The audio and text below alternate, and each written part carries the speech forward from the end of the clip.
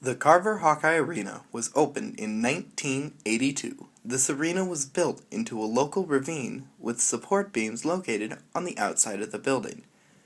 This allowed the building to heat minimal space, thus lowering the heating cost and the energy usage, winning the Carver Hawkeye Arena multiple conservation awards.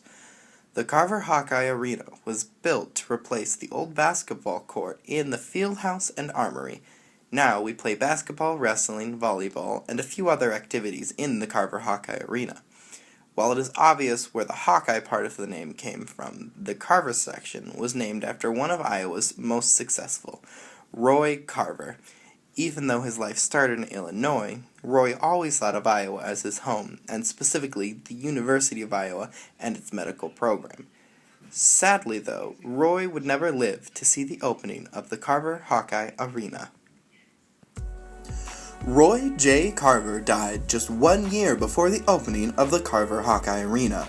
He died in 1981 at the age of 71 years from a heart attack. While his death was fairly normal, his life was anything but. Roy Carver died a multi-millionaire. His life began on December 15, 1909 in the town of Moline, Illinois. This was so long ago, it was the year the polio virus was discovered. Roy's career didn't start until the 1930s. Roy started as just another worker for the state of Illinois as a highway engineer. He enjoyed the work, but thought he could be doing better things with his life that interested him a little more. He left working for the highways to start a company with his brother, Ralph Carver, in 1938.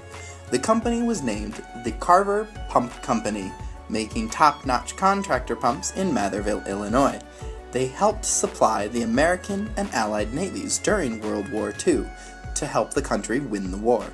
While the war was still going on, Ralph really didn't want to be in the business anymore, so Roy bought Ralph's share of the company.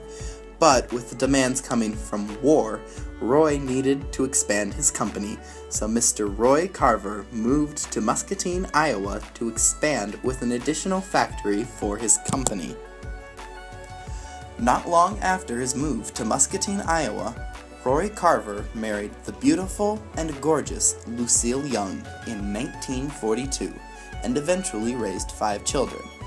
After spending a little time in Iowa, he opened up another company, Bandage Incorporated. This company was focused on the cold process of retreading tires, a stronger way to make tires. This business was successful but expensive, so Mr. Roy Carver eventually sold Bandage Incorporated to just focus on his business that he had started with his brother in the previous decade. With all his focus on the Carver Pump Company, Roy made himself filthy rich.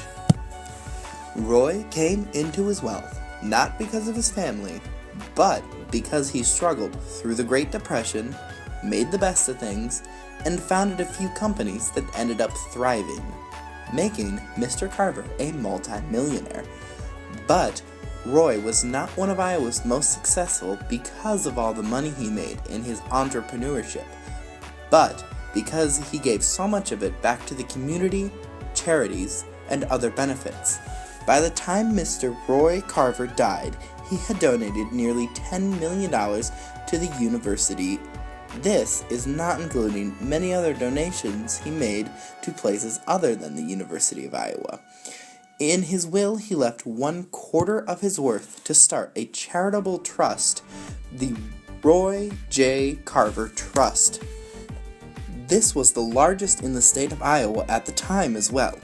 Roy Carver could have just kept his money to himself, but he wanted to share with the community that helped make him so rich, and that is why Roy donated so much of his own money to share and better the community.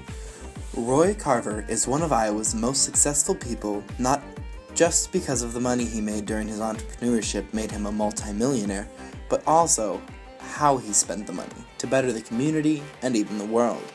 Roy donated a lot of his own money to the University of Iowa research hospitals. That is why the University of Iowa chose to name the medicine building after he and his wife. The The university also named one of the main sports complexes, the Carver Hawkeye Arena, after him to honor and carry on Roy J. Carver's legacy.